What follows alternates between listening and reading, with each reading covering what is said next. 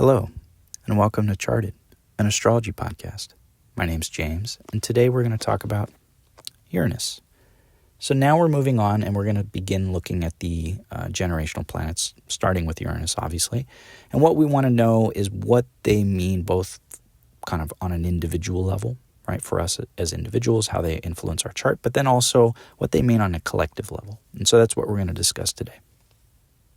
So first, a little bit of the context in terms of its discovery, because obviously with these generational planets, they were not known to the ancient astrologers. So when that system was set up, both in the East and in the West, right, the generational planets weren't taken into account. So they kind of, at least in terms of ancient astrology, they kind of fit somewhat awkwardly. Modern astrologers obviously have tried to kind of shoehorn them in where they can, and personally, I make use of them. I know some astrologers who stick to kind of the older traditions don't, but personally I do. But yeah, what was the context, the discovery? Well, it was in the 1700s. There was a man named William Herschel, and he was watching the sky. I'm not sure if he was an astronomer necessarily, but he was watching the sky. He had a little telescope, and he noticed a very faint speck at one part of the sky, and so he watched it after, over multiple nights, and noticed that small, faint little speck was moving, right? Which, in his mind, was indicative, okay, it's probably a comet or something of that nature, right? Because people understood comets, certainly a thing to know. So he sent his findings to some colleagues, and they eventually were able to corroborate that it was in fact moving, and not only was it moving, but it was a planet, not a comet. And so that became the moment where people suddenly realized, hey, there's planets that actually exist out farther than Saturn, right? Our little group of planets in the solar system, that's not all there is. And so it was a very mind-blowing discovery at the time and kind of paved the way for further discoveries, especially once science began advancing as far as telescopes and things like that, right? In the scientific calculations of gravity and so forth. But this really kind of opened the door for that new kind of perspective. So it was very, very mind-blowing at the time. Now, in terms of the astronomy, because that's what we always want to look at first for anything in astrology, is look at the astronomy. What's the astronomy say? Uranus has a couple things going on that are, I think, very evident in terms of what it represents. First thing, as I said, it's very faint. Right? Super faint. You actually can only see it under specific circumstances. Number one, very obviously you have to have clear skies, like very clear skies, and so forth. Number two, you have to be in certain parts of the orbit of Earth, and where Uranus's orbits are. If they're kind of too far, it actually gets too dim and you can't see it. But when they're in kind of the right spots, then it becomes more visible. Additionally, Uranus has, because it's so faint, right, you have to have zero light pollution. If you have any light pollution, it becomes extremely hard to see, probably becomes impossible to see. So Uranus is only visible under very, very tight conditions, very hard conditions to manage. And because it's moving so slowly, it's hard to watch it move over the course of long periods of time, because you're not going to have perfect conditions all the time. And this is why the ancients never noticed it. They just always kind of attributed it to, just being another star in the sky. Next thing, Uranus has an 84-year cycle, right? Which means it's going to be the only generational planet that also has a cycle short enough for an individual human to see over the course of their whole life, right? So human life expectancy, it's in the 80s. I forget what it is specifically as of today, but it's around 83, 84, which is, again, one full cycle of Uranus, right? And the longest lived humans can hit up to, 110, 120, and that's about 1.5 Uranus cycles. So that's about the extent of what we can see. So it's pretty interesting that Uranus has got this slight amount of visibility. It's got this slight kind of just barely short enough for us to kind of see the full scope of one cycle. So there's a certain individual element to Uranus that's going to come into play, a certain visible element. Let's talk about that visibility for a sec. With the inner planets, Mercury and Venus, we talked about on their respective episodes how they're invisible for large periods of time. Why? Because they're too close to the sun. But once they become visible, that's where their kind of more outward aspects become manifest, right? And same thing with Mars, Jupiter, Saturn. They're much more visible. So you see their effects more noticeably because Uranus is so faint, right? And it's kind of only seen under some certain circumstances. It's kind of like its effects, for the most part, are working in the background, kind of like how Venus and Mercury often do. But it has enough glimpses, enough moments in time where its effects are visible, especially if you're looking for them. And that's kind of the nature of how it's going to operate. And that'll make sense once we kind of start talking about it. Next thing with Uranus is it's got a very circular orbit, which I don't think that's unique necessarily. All of the different planets have slightly differing orbits. Venus has a very, very consistent orbit. Mars has a bit of an, I don't want to say eccentric, but it's more elliptical. But Uranus has a very circular orbit, which means it has a very consistent orbit around the zodiac as well, spending pretty much the same amount of time in each sign. It's not going to vary by sign very much. However, its rotation is extremely eccentric. Every other planet in the solar system has a rotation that runs with poles going from north to south, right? If you were to take kind of a big circle, right, and flatten it out, right, on like a table or something, all of the planets on that circle, in this representing planets in the solar system, right, you draw dots for them, all of their poles, their magnetic poles, run north-south, which means they run perpendicular to the table. Uranus is the lone exception. It has its poles sideways, right, east-west, which means it's rotating on its side. It'd be like if we were standing on Uranus, instead of watching the sun rise from the east and set in the west, we'd watch it rise from either the north or the south, right, and set in the other direction. And so that's what's going on with Uranus. It's got this very eccentric rotation. Uranus is also a gas planet, which means it's going to have that kind of social aspect to it as well. And we see this especially with the other, or pretty much all the generational planets. They're all effectively invisible, right? They're all operating in a realm that's kind of more unseen and dealing with things that are more broad in scope. And it's hard to watch those changes happen, right? But as a gas planet, it means it's going to deal with social things, right? Jupiter and Saturn are called the social planets because they deal with society, right? The things that they bring deal with society rather than the self, and they're kind of things that rub off on us. And Uranus and Neptune are going to embody that same quality, right? Where they're dealing with societal things that then influence us. And the last thing with Uranus, probably the most important thing, is that Uranus is the first planet beyond Saturn. And now that obviously, it seems like a pretty dumb statement maybe, or seems like a very obvious statement, but it's extremely important to what it represents and the nature of what's kind of happening with Uranus. And so I want to explain this, and this is why I wanted to end on this one. If we think of the kind of the framework with the planets I've been discussing on this podcast, all right, we started with the sun. The sun's the solar, the conscious self, but it's very, right, soul level. It's not the self in a very physical form. It's kind of on a spiritual form almost. And then you have Mercury and Venus acting as these things that kind of help take that solar consciousness and translate it into something that's a little more physical in nature. And eventually you get to the moon, which is the kind of the reflection of the sun, right? The reflection of the consciousness in the physical realm. And so you have this corridor of the kind of the self with those planets. Mars acts as the projection of the self out into the broader world, with Jupiter and Saturn representing the things we get as a result of kind of being an individual interacting with this broader world. But Saturn is the limit, as we discussed on that episode. Saturn is the end point. It's the horizon. It's the farthest extent that we go, that we operate within, right? It deals with mortality, deals with endings. It's the finality.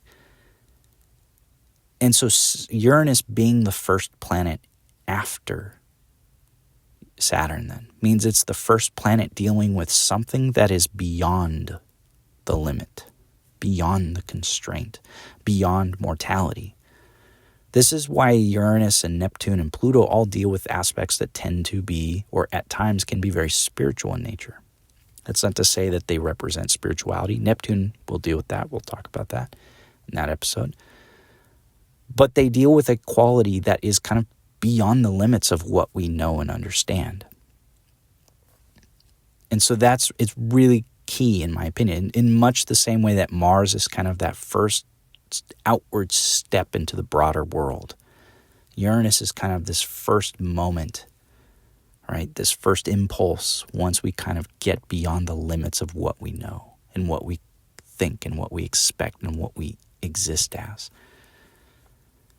So what then do we say that Uranus really represents, right? What do we get when we put all these things together, right? Kind of sort of visible, sort of not. A time scale that's sort of individual but sort of society-oriented, right? Eccentric, beyond. We get freedom. And I want to unpack this. I want to explain this carefully if I can. Uranus is going to represent freedom, and it's going to represent the impulse for freedom. Why? Well, if we think about this, and I'm going to use an analogy. If we think about this from ancient times, right? The nature of humans as we existed in, say, like 2,000, 3,000, 4,000 BC, or even further back. So we lived in little small towns and cities. And it was an agrarian society. We had farms and things like that. And pretty much the extent of what was known for the average person was basically what was in your little city domain or around the farmlands. And what would happen is you would put up walls around that little kind of city-state, if you will. Why? Well, it was for the most part to keep kind of bad stuff from encroaching, right? And obviously people were aware that there were other societies, other villages, other towns, and at times they would be at war. But for the most part, you kind of walled off your little thing, and then you lived within it. It was like your own little bubble. And so the average person didn't really know what was out beyond it, right? And the extent of the political control, the religious control, the extent of the laws as they would apply, really kind of started and stopped within those boundaries. And once you got outside of them, you were in a very large, wide, broad, free, and uncharted world. And other than maybe trade routes that had been established from city to city, there was no real sense of what was out there. And there was no real order. It was much more chaotic, right? It was a kind of true state of nature where there was just genuine freedom and genuine chaos. And so if somebody stepped outside those boundaries, they were in a place where there were no rules anymore. The only rules were the ones they took with them in their mind. The only constraints were the ones they took with them in their mind. So if they ran into danger, right, it could happen. But they could also run into, wild animals. They could find a stream, a lake, resources, food, maybe rare minerals, gems, a forest, what have you. It could have been anything. There was true sense of unknown, a true sense of freedom. Because again, the restraints of society existed simply inside each little kind of condensed little bubble of a city. And this is kind of the nature of what is happening with Uranus. It is this moment where you've suddenly gone beyond what exists. And you're in this whole new world of something that exists outside of what is known. And you have now, freedom. There are no longer the constraints. You've moved past them. And so once you move past constraints, once you move past organization, you now have, right, anarchy, essentially. You just have chaos. But within chaos comes the freedom to do as you please, the freedom to do and think and be whatever you want to do and think and be. Because being something you feel like you need to be, for example, That's a constraint put on you by social pressure, family pressure, maybe even laws saying you have to be X, Y, or Z, or you have to act, a certain way, or do things a certain way. Even, right, if you think about the way we think, we're taught to read a certain way, we're taught to do math a certain way, we're taught to talk a certain way. But when you put aside those constraints, right, you now have true freedom. True freedom to think any which way you please and come up with whatever you want to come up with.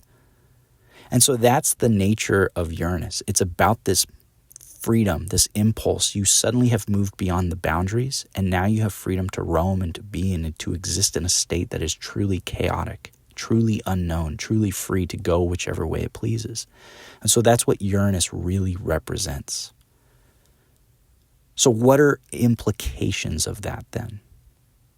On an individual level, it's going to imply the need for freedom, the need to kind of act on your own volition. And we see this throughout human history.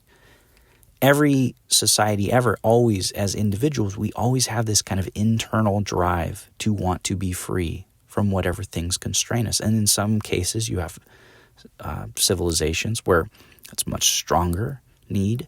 In others, where it's a little more toned down. Right? Depends on the culture. Certain cultures certainly suppress that more. I live in America, right, in the United States. As an American, freedom, such that it is something that's kind of, seen as a very high virtue here. I would say the U.S. in some ways is sort of a Uranian country, but it's not completely. But that's a separate discussion for a different day. But this idea that everyone has this sense of kind of impulse for freedom. What are some other ways that plays out? Another way that plays out is going to be the ability to be your own unique self. And this is another thing that's very key to Uranus. This is where the eccentricity comes in. Right? Uranus is an eccentric planet. Even its name is eccentric. It was given a name that is the Greek god rather than the Roman god. All of the other planets have Roman names, right? The Roman and Greek pantheons are the same. The Romans took the Greek pantheon and just changed the names, right? They gave them their own Latin names. They didn't use the Latin version of the Greek names. They just simply created their own names. So, for instance, Venus in the Roman pantheon is equal to Aphrodite in the Greek pantheon. They're the same god, essentially. In the case of Uranus, it was given the name Uranus, which was the Latinized or the Latin translation of Uranus, the Greek god. In the Roman pantheon, that same god was Caelus or Salus. I'm not sure how you say it. And so Uranus even is the only planet that has that kind of same dynamic, where it's its own unique thing, right? And that ties back to this idea that Uranus represents freedom. And when you're free, you can be your own unique self. And as humans, we are unique. We have a unique piece to us. And that's going to operate in some ways kind of through our solar, right, kind of self. But some of that is coming from the Uranus side, which again is something that's kind of beyond the physical. It comes from something that's beyond, right, this physical body that we have. Call it a soul, call it a spirit, whatever you want to call it. And that's kind of that realm that Uranus is kind of dealing with in a sense. So Uranus is going to represent how we are very eccentric, quirky, right, unique. And so when you see Uranus aspects in a birth chart, that sense of needing to be unique, doing things in a way that's unique, right, preferences for things that are unique, that's where it tends to show up in aspects. It'll kind of change the nature of a planet it's an aspect to, and kind of put in that sense of desire for freedom, desire for uniqueness. What are some other things that we kind of see from this impulse for freedom? Well, it's very individual, right? I said it's about uniqueness. And when something is unique, that means it is one of one. It's not one of 5, not one of 100. It's one of one. And that's the individuality of Uranus. Uranus is a very individual planet in a lot of ways. Now, how does that make sense if it's a social planet, right? It's because of this impulse for freedom is not Simultaneously, it's something that we as individuals uniquely can express, but as a collective, as a society, it's something that society naturally has this impulse for.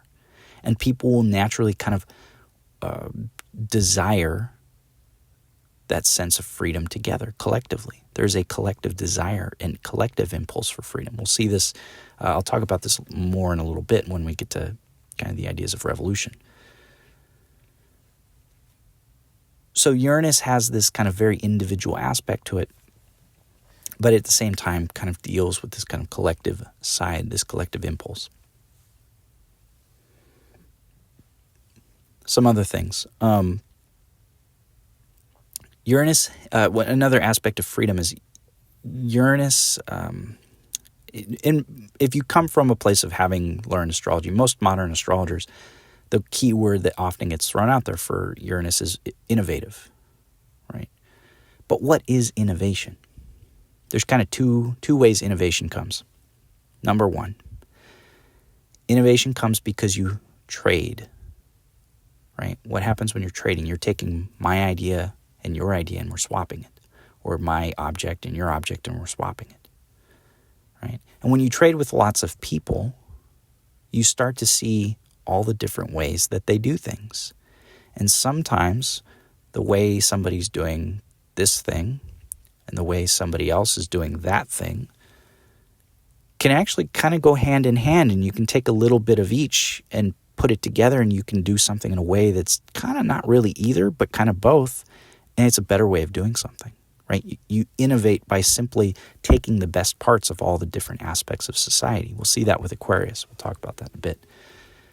And so that's one way of innovating, right? It's a very kind of trade. This is why technology always flourishes when you have periods of time in history with lots of trade. Because when you have lots of trade, it means you're seeing lots of perspectives. So that's the first way you can innovate. Second way is you can do it in the Uranian way. And what's that? You can think outside the box. You can throw away the constraints of conventional thinking, conventional wisdom, and simply let your brain go in a direction that's unknown. Let it simply be free. And that's the Uranian kind of innovation. Things that kind of come to you very suddenly, right? Because you're allowing your mind to think outside of what is, quote, normal, right? Why? Because the normal way to think about things is the way that society has told us, the way that nature, right, application of things we've just kind of gained over time. And that's not to say that's wrong, but again, Uranus is beyond that. So the way that we tap into that Uranian innovation is to think outside the boundaries, to move outside the boundaries. And so how this kind of comes about from a practical perspective is you get lots of new ideas from Uranus. Uranus has the potential to be very intelligent because it's thinking outside the box. That also means then Uranus is going to imply an unexpected nature to it. We saw this with its discovery. It was discovered in a way that was kind of happened out of the blue. It was not an expected event. He wasn't looking for it. It just kind of happened. And that's the nature of Uranus, right? When you don't have constraints, that means you don't have order. That means you don't have organization, right? There's no rules, no laws. That also means you don't have any stability. It's just chaos. And when you're in a place of pure chaos, random things happen because you don't know, you have no way to predict it. You have no way to expect it. And that's the nature of Uranus. It's going to do things in ways that are unexpected and chaotic.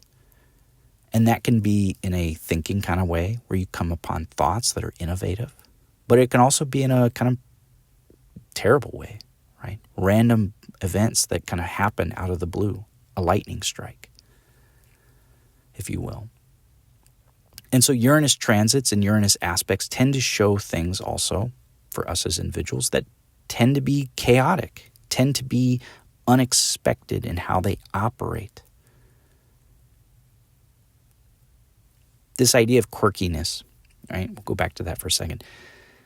What is quirkiness? Quirkiness is something that's, like I said, it's very unique to each as an individual, but it's something that's people would consider something quirky because it doesn't fit the normal definition of something. It doesn't fit the normal expected way of doing something or being something.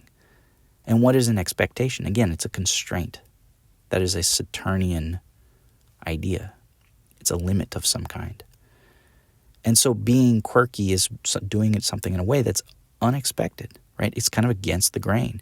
And that's the nature of the Uranian experience, is things happen very unexpectedly. They can happen very quickly as well.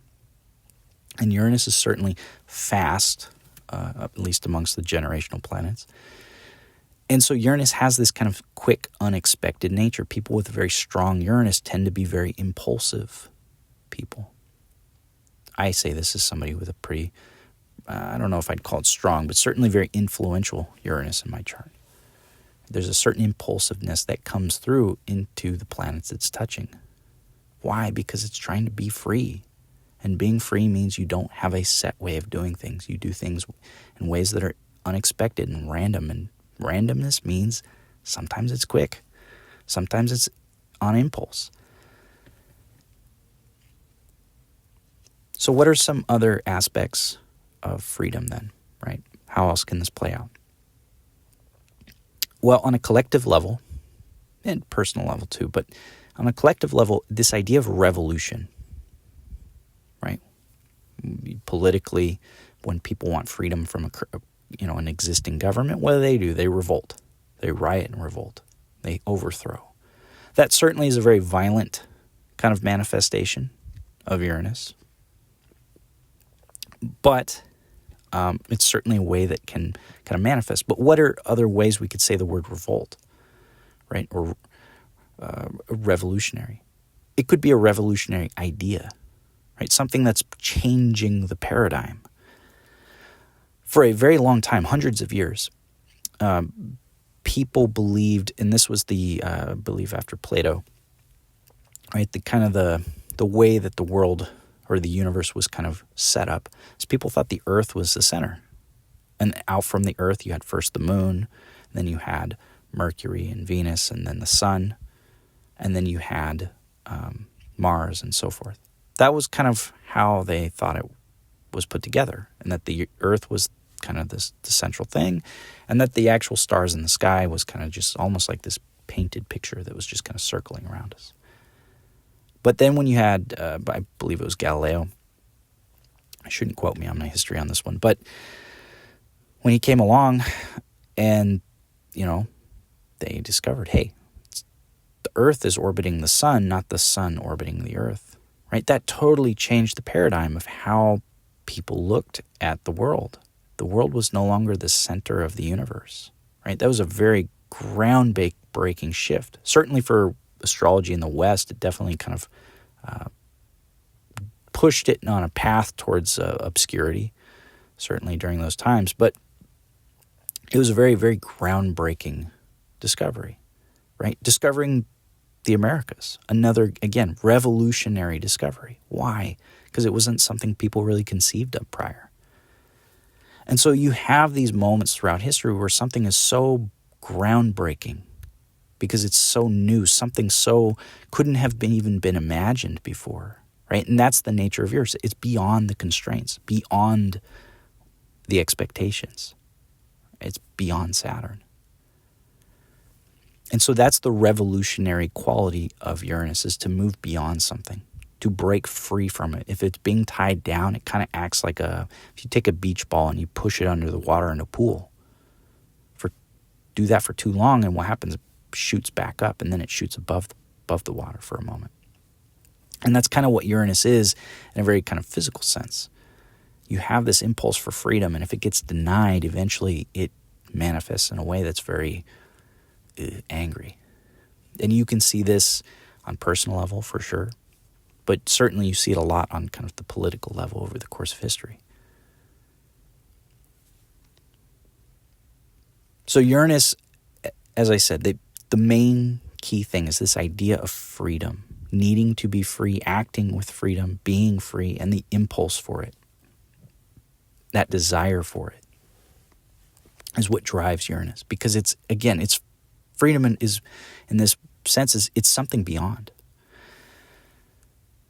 Now, what about a spiritual quality to Uranus? I think of the generational planets, Uranus is probably the least spiritual. That might be something some people kind of disagree with me on. This is my own observation of it. But Uranus doesn't really, it's just that initial kind of impulse. We're now beyond. So now we can do and be anything. And when we move beyond, say, mortality, right, the physical world, we get into a place that's new and unexpected, and we're not sure what to do. And that's where we'll kind of see Neptune kind of come in as our, I don't want to say grounding, because Neptune's certainly not a grounded planet, but it's a kind of our connection to that space. But Uranus is kind of that first kind of jump, so to speak, to get there. Much like the same way Mars is kind of the first step out into the broader world, Uranus kind of acts as this first impulse into something that is kind of beyond, if you will. In terms of rulerships, right, I don't use the modern rulerships, but I do want to discuss them briefly. I'm going to try not to harp on them too much, but I personally, again, it's my own opinion, if you like the modern rulerships and you can make them work, by all means, I encourage, hey, do what works. But from a logical standpoint and just practical as well, I've never been able to make the modern rulerships work. But from a logical standpoint, Uranus probably fits the least of the generational planets. But I do want to discuss this. So Uranus was given to the sign Aquarius. Aquarius is a fixed air sign, right? Traditionally ruled by Saturn. Aquarius traditionally dealt with social and intellectual structures, organization. Aquarius was how society was arranged, right? The laws, the organizations, the hierarchies, etc. Like social customs, social norms, things like that. And it was a very service-oriented in certain ways, for sure. But it dealt with that kind of organization. And then on an intellectual level, it was the same thing. Now, Aquarius is very innovative. And there's a reason. I discussed this earlier. Aquarius is about the whole of society and kind of organizing it into all its many components, which means Aquarius is naturally in tune with all those different components. It's very eclectic. When you have this eclectic approach, you naturally have multiple perspectives. And when you have multiple perspectives, you can think of better ways to do things, which is what? It's innovation. That's the nature of the Aquarian innovation. As I discussed, Uranus's innovation is more from I'm just going to think entirely outside the box. I'm not even thinking of the rules, the constraints, the eclectic. I'm not thinking of any of that stuff. I'm just doing something that's completely new. And so while modern astrology kind of shoehorns that in, I tend to, one, I differentiate that. But number two, Uranus is about freedom, and Aquarius is not a free sign. Aquarius is fixed. It's a fixed air sign. It's about maintaining social cohesion. It's about maintaining intellectual structure, intellectual rigidity. And Uranus is anything but a fixed planet. It is probably the most unfixed, unstable. So that's why I have an issue with Uranus ruling Aquarius, personally. But as I said, modern astrology ascribes Uranus to Aquarius, right, for more the innovative side of it. Some would say the spiritual side too, intellectual side, which certainly Uranus is a very intellectual sign, and obviously a very innovative sign as well. If Uranus is to rule Aquarius, then we would say its detriment would be in Leo. I personally never understood how that one makes sense, so I can't really speak to it. Because again, it just, my own brain doesn't logically make sense. But Uranus would be said to be in detriment in Leo. In terms of its exaltation and fall, Uranus is said to be exalted in Scorpio and in fall in Taurus. Being in fall in Taurus makes total sense to me. A fixed earth sign is the antithesis of everything that Uranus would be about. So that makes I'm in complete agreement with that. Exaltation in Scorpio, again, it really plays on this aspect of individuality, doing my own unique thing. Scorpio really does want to be unique. It doesn't want to listen to other people. It doesn't want to do what other people want to do. It really wants to be its own thing. So there's certainly a very strong resonance there in terms of what it's about. On the other hand, Scorpio is very intimate and very persistent. And that's not something that Uranus really is. It's not about persistence. Again, it's more kind of about freedom.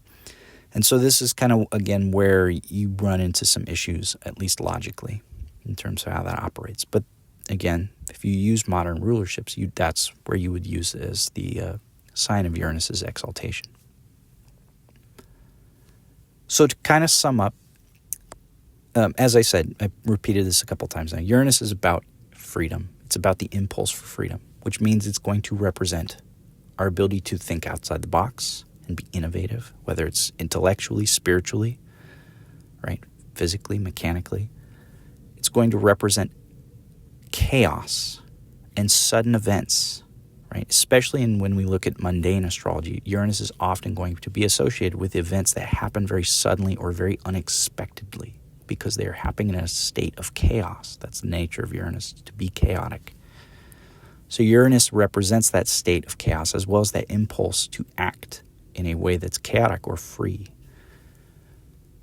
Uranus represents our own sense of kind of individuality, especially in a kind of the quirky, unique sense that we are. And that uniqueness, again, comes from something that's kind of more soul level, right? Something more spiritual. It's not really from a place of DNA or genetics.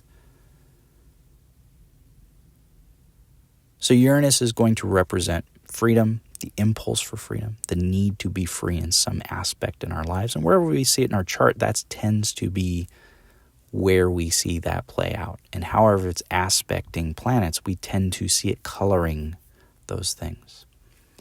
I would say one last thing with Uranus, it's a very honest planet. And this is going to be in direct contrast to Neptune, which is a very dishonest planet. And we'll talk about that in the next episode. But Uranus is very, very, very honest. Why? Because it's not constrained by the need to hide things. Because what is hiding? Hiding is trying to shield yourself, protect yourself from something. I don't want to tell this person X, Y, Z because, right, there's a reason. It's not safe. They'll use it against me, right? You can come up with a multitude of reasons. But Uranus is not constrained by that, so therefore it's going to naturally act with complete honesty. Right? That's why it enables us to be quirky, to be our unique self, because to be unique requires you be honest. So Uranus is honest, and it doesn't necessarily represent honesty. I don't want to conflate that, but it is a very honest planet in how it operates. You can trust a Uranus transit, if that makes sense. You can believe that it is what it is. Not so with Neptune, as again we'll talk about next week. So that's Uranus. I hope that this made sense. I hope that you enjoyed this podcast. I am a practicing astrologer, so if you're interested in a reading, you can reach out to me. Go to my website, which is jdastrology.com. Alternatively, you can also send me an email at my email address at james@jdastrology.com. So again, thank you for listening, and I hope that you enjoyed.